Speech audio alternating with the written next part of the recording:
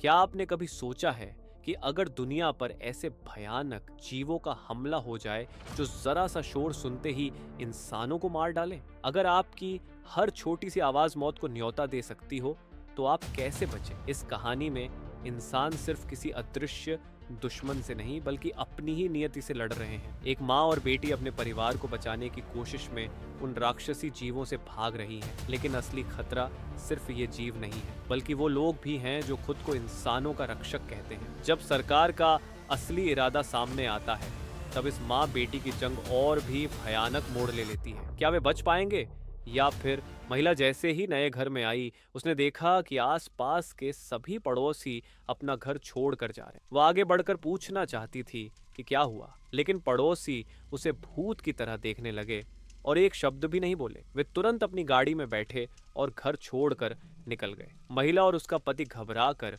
उनके पीछे दौड़े, लेकिन जब वे बाहर पहुंचे तो देखा कि सड़क पर पहले से ही गाड़ियों की भीड़ थी। सभी गाड़ियां किसी महामारी से बचने की तरह तेजी से वहां से निकल रही थी। पति पत्नी को समझ नहीं आया कि आखिर हो क्या रहा है, लेकिन उनके अंदरूनी एहसास ने कहा कि उन्हें भी भीड़ के साथ भाग जाना चाहिए। लेकिन जैसे ही वे अपने बच्चे को लेकर शहर के बाहर निकले, कुछ अजीब होने लगा। जो गाड़ियां पहले निकल चुकी थीं, वे अचानक मुड़कर वापस आने लगीं और एक के पीछे एक सभी गाड़ियां लौट रही थीं। वे कुछ समझ नहीं पाए, फिर भी अपने बच्चे के साथ आगे बढ़ते रहे। जैसे ही वे शहर से बाहर जाने वाली सुरंग के पास पहुंचे, सामने जबरदस्त जाम लगा हुआ था। सौभाग्य से पति ने समय रहते ब्रेक लगा दिया, जिससे कार टकराने से बच गई। असल में जो गाड़ियां पहले शहर से निकली थीं, वे अब यहीं फंसी हुई थी। सुरंग का रास्ता सरकार की सेना ने पूरी तरह से सील कर दिया था। फिर सेना ने हेलीकॉप्टर से घोषणा की कि सभी लोग अपने घर लौट जाएं और बचाव का इंतजार करें। ऐसा लग रहा था जैसे कोई भयानक घटना घट चुकी है। कुछ लोगों ने घोषणा सुनते ही गाड़ी घुमा ली और वापस शहर की ओर चल पड़े। ये देखकर पति पत्नी उलझन में पड़ गए कि अब क्या किया जाए। तभी अचानक एक भारी पत्थर आसमान से गिरा और उनकी कार के बोनट पर आ टकराया। वे तीनों ऊपर देखने लगे। तभी देखा कि पहाड़ धीरे धीरे हिल रहा है। ऊपर से छोटे छोटे पत्थर गिरने लगे। अगले ही पल दो लड़ाकू विमान अचानक आसमान में प्रकट हुए और सीधा जमीन की ओर झपट पड़े। लोग घबराकर इधर उधर भागने लगे। किसी को समझ नहीं आ रहा था कि इतनी दूर दराज बसी इस जगह पर युद्धक विमान क्यों आए हैं। इसी बीच लोगों की हैरानी के बीच लड़ाकू विमानों ने घरों पर बम गिराने शुरू कर दिए। पूरा शहर देखते ही देखते आग की लपटों में घिर गया। अगर वे समय पर भाग न निकलते तो वे भी राख में बदल जाते। अभी वे अपने भाग्य पर राहत की सांस ही ले रहे थे कि देखा लड़ाकू विमान अब भीड़ की ओर बढ़ रहे हैं। लोगों ने यह देखकर अफरा तफरी मचा दी। अब साफ हो चुका था कि सरकार सबका सफाया करने आई है। महिला ने तुरंत समझदारी दिखाई और अपने पति व बच्चे को लेकर भीड़ से अलग हट गई। वे पहाड़ी की ओर भागने लगे और जैसे ही वे वहां से निकले, लड़ाकू विमान ने भीड़ पर एक और बम गिरा दिया। वे तीनों पहाड़ी पर स्थित एक स्कूल में घुस गए, जहां एक बंकर बना हुआ था जो परमाणु हमले से बचने के लिए तैयार किया गया था। उन्होंने बंकर का सील तोड़ा, पुराने जंग लगे ढक्कन को खोला और अंदर जाने के लिए सीढ़ी से नीचे उतर गए। जैसे ही उन्होंने ढक्कन बंद किया, ऊपर कई बम गिराए गए। सौभाग्य से ये बंकर इतना मजबूत था कि उन्हें कोई नुकसान नहीं हुआ। सबसे अच्छी बात यह थी कि यहाँ पर्याप्त मात्रा में जरूरी सामान मौजूद था, जो उन्हें लंबे समय तक जीवित रखने के लिए काफी था। उन्हें यह नहीं पता था कि बाहर क्या हो रहा था, लेकिन कम से कम वे यहाँ सुरक्षित थे। उन्होंने सारे खाने के डिब्बे एक शेल्फ पर रख दिए। भूख लगने पर वे उनमें से कुछ खाते और प्यास लगने पर पुराने कुएं से पानी निकालकर पीते। जब वे बोर महसूस करते तो गेम्स खेल लेते।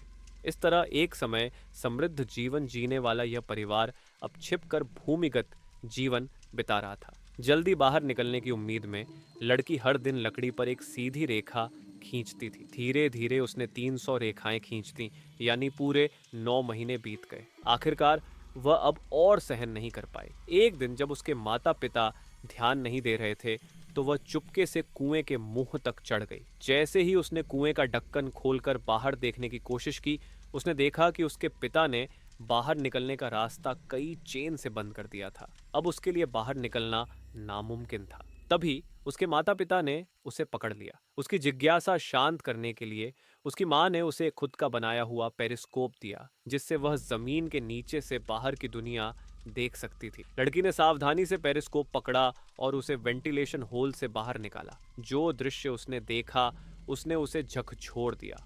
ऊपर की दुनिया पूरी तरह खंडहर में बदल चुकी थी। वहां कोई इंसान नहीं बचा था।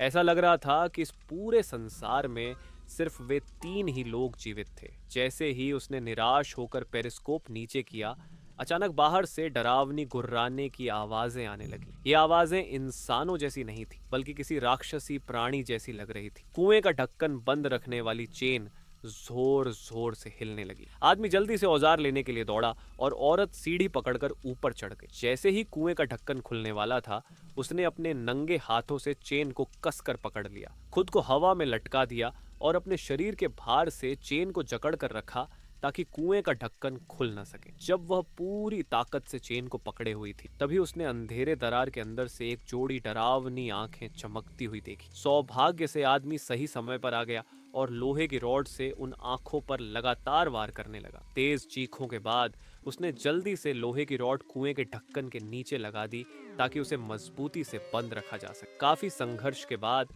परिवार किसी तरह खतरे से बच निकले। उन्होंने पहले कभी ऐसे राक्षस नहीं देखे। क्या सरकार द्वारा उन्हें मारने की कोशिश इन राक्षसों से जुड़ी हुई थी? भविष्य में किसी भी खतरे से बचने के लिए उन्होंने एक नियम बनाया, अब से वे हमेशा शांत रहेंगे और कभी बाहर झांकने की कोशिश नहीं करें। बस इसी तरह वे भूमिगत लंबे समय तक जीवित रह सकते थे। कुछ समय बीतने के बाद सच में वे राक्षस फिर कभी नहीं दिखे। लेकिन एक दिन जब लड़की खाना खा रही थी, उसने कुछ अजीब देखा। एक बंद डिब्बा जिसे पूरी तरह सील किया हुआ होना चाहिए था, वह खोलने पर खाली निकला। जिज्ञासा से औरत ने डिब्बे को उठाकर ध्यान से देखा। उसने देखा कि डिब्बे के साइड में किसी ने एक बड़ा छेद कर दिया था। सिर्फ यही नहीं, शेल्फ पर रखे हर डिब्बे में एक ही जगह पर छेद था और उनका सारा खाना गायब था। ये खाना तो पूरे 2 हफ्ते चलने वाला था। जब तीनों इस पहेली को हल करने की कोशिश कर रहे थे, तभी उन्होंने देखा कि असली गुनहगार उसी वक्त शेल्फ के ऊपर बैठा हुआ था। आदमी ने अपनी जेब से एक चाकू निकाला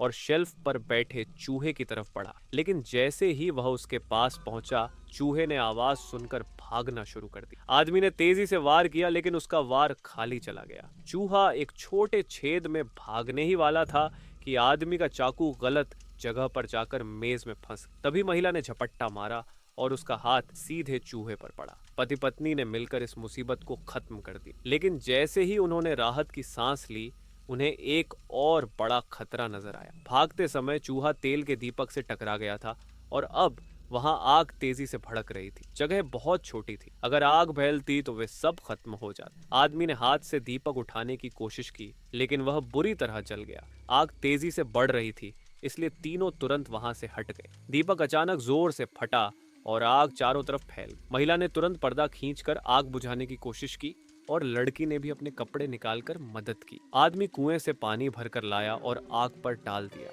लेकिन एक बाल्टी पानी काफी नहीं था। तीनों ने जो भी हाथ में आया उसे आग बुझाने की कोशिश की। धीरे धीरे धुआं पूरे कमरे में भर गया, पर आखिरकार उन्होंने आग पर काबू पा लिया।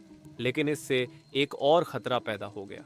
अब धुआं वेंटिलेशन होल से बाहर जा रहा था, जिससे वहां छिपे राक्षसों को उनकी मौजूदगी का पता चल सकता था। वे उलझन में थे कि क्या करें। भले ही धुआं जल्द ही छौंक जाएगा, पर अगर बाहर के वेंटिलेशन होल पर जमी राख हटी तो भी उनकी छिपने की जगह का पता चल सकता था। इसलिए उन्होंने फैसला किया कि उन्हें खुद जाकर उस राख को साफ करना होगा। 300 दिनों के बाद वे पहली बार बाहर निकलने वाले थे। पति पत्नी बाहर गए और लड़की ने पेरिस्कोप से उनकी निगरानी करनी शुरू की। वह धीरे धीरे हैंडल घुमा रही थी और चारों ओर देख रही थी। अचानक एक काले साए को देखकर वह डर गई, लेकिन ध्यान से देखने पर उसने पाया कि वह सिर्फ उसका पिता था, जो राख साफ कर रहा था। ये तो बस एक गलतफहमी थी। लेकिन जब उसने अपनी नजरें पास के जंगल की ओर घुमाई तो उसने देखा कि वहां कुछ काला साया तेजी से इधर उधर घूम रहा था। उसे लगा कि उसके माता पिता खतरे में हैं। जल्दी से वह सीढ़ी चढ़कर कुएं से बाहर आ गई और अपने माता पिता को चेतावनी दी कि जंगल में कोई अजीब चीज घूम रही। तभी अचानक एक झुंड में हिरण उनकी तरफ भागते हुए आए। सौभाग्य से वे समय रहते बचे, पर यह स्पष्ट था कि हिरण डरे हुए थे, जैसे कि किसी चीज ने उन्हें दौड़ने पर मजबूर कर दिया हो। समझने का समय नहीं था, इसलिए वे तुरंत भागकर अपने अंडरग्राउंड शेल्टर में चले गए। जैसे ही वे नीचे पहुंचे, आदमी को हल्की हल्की तेज कदमों की आवाज और डरावनी चीखें सुनाई दी। धूल उनके सिर के ऊपर से गिरने लगी। उन्हें यकीन हो गया कि एक या उससे अधिक राक्षस इस समय बाहर घूम रहे हैं। उन्हें पूरी तरह चुप रहना होगा, एक भी आवाज नहीं निकालनी है। लेकिन तभी लड़की के हाथ में पकड़ी हुई गुड़िया अचानक से आवाज करने लगी। आदमी ने तुरंत उस गुड़िया का सायरन निकालकर उसे पैरों से कुचल दिया। तभी जाकर आवाज बंद। लेकिन इसका नतीजा ये हुआ कि राक्षसों का ध्यान उनकी ओर चला गया। लगातार होती टक्कर के कारण कपड़े के नीचे छिपी लोहे की छड़ आखिरकार टूट गई और जंजीरों के साथ नीचे गिर गई। इसके तुरंत बाद उन्होंने देखा कि राक्षसों ने कपड़ा हटाकर भीतर झांक लिया। तीनों तुरंत अंदर की ओर भागे और राक्षस उनके पीछे पीछे दौड़ पड़े। जब महिला ने दरवाजे के बाहर दो काले साए देखे तो उसने तुरंत एक उपाय निकाला। उसने दीवार पर टंगी हुई एक तेल की दिया उठाई और उसे जमीन पर फेंक दिया। दरवाजे के पर्दे में आग लग गई, जिससे राक्षसों को कुछ देर के लिए बाहर रोका जा सका। इस मौके का फायदा उठाकर आदमी ने अपनी पत्नी और बेटी को पकड़कर बाहर निकाला, लेकिन वह खुद बाहर निकलने में असफल रहा और राक्षसों ने उसे पकड़ लिया। तभी भीतर से भयानक चीखों की आवाज आई। लेकिन माँ बेटी के पास दुखी होने का समय नहीं था, क्योंकि राक्षस कभी भी पीछा करते हुए आ सकते थे। अंधेरी रात में दोनों तेजी से भागने लगी। उन्हें नहीं पता था कि उन्हें कहाँ जाना है या कब रुकना चाहिए। अचानक उनके पैरों के नीचे की जमीन खत्म हो गई और वे ढलान से नीचे गिर पड़ी। दर्द को सहते हुए जैसे तैसे खड़ी हुईं तो उन्होंने पाया कि वे उसी हाईवे पर आ गई हैं जहां से उन्होंने भागना शुरू किया था। गाड़ियां अभी भी वहीं खड़ी थीं।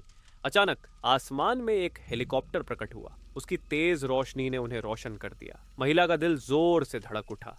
वह जान गई थी कि यह सरकार की सेना उन्हें बचाने नहीं आई है। वे भागने लगीं, लेकिन तभी ऊपर से एक विशाल जाल गिरा, जिसने दोनों को जमीन पर जकड़ लिया। इसके तुरंत बाद गैस मास्क पहने स्पेशल फोर्स के सैनिक वहां आ गए। कुछ बोले बिना उन्होंने सिरिंज से माँ बेटी के खून के सैंपल निकाल लिए, मानो वे इस पर शोध करने वाले हों। महिला ने गिड़गिड़ाकर अपनी बेटी को छोड़ देने की विनती की, लेकिन वे बेरहमी से बंदूक तानकर खड़े रहे। इसी बीच महिला को याद आया कि वे पहले ही वायरस से संक्रमित हो चुके थे, लेकिन उन्होंने अपनी भावनाओं को काबू में रखा था, इसलिए वे अब तक सामान्य बने हुए थे। लेकिन अब वह पूरी तरह नियंत्रण खो रही थी। अगले ही पल महिला का चेहरा विकृत होने लगा। उसकी गोरी त्वचा पर नीली नसें उभर आईं और धीरे धीरे वह एक राक्षस में बदल गई। तभी एक सैनिक की गर्दन कटकर गिर गई। लड़की ने देखा वह उसका अपना पिता था। वह भी अब एक राक्षस में बदल चुका था, लेकिन वह अभी भी अपनी सोचने की क्षमता बनाए हुए था। उसने माँ बेटी को बचाने के लिए अपनी जान दे दी और गोलियों की बौछार सहकर भी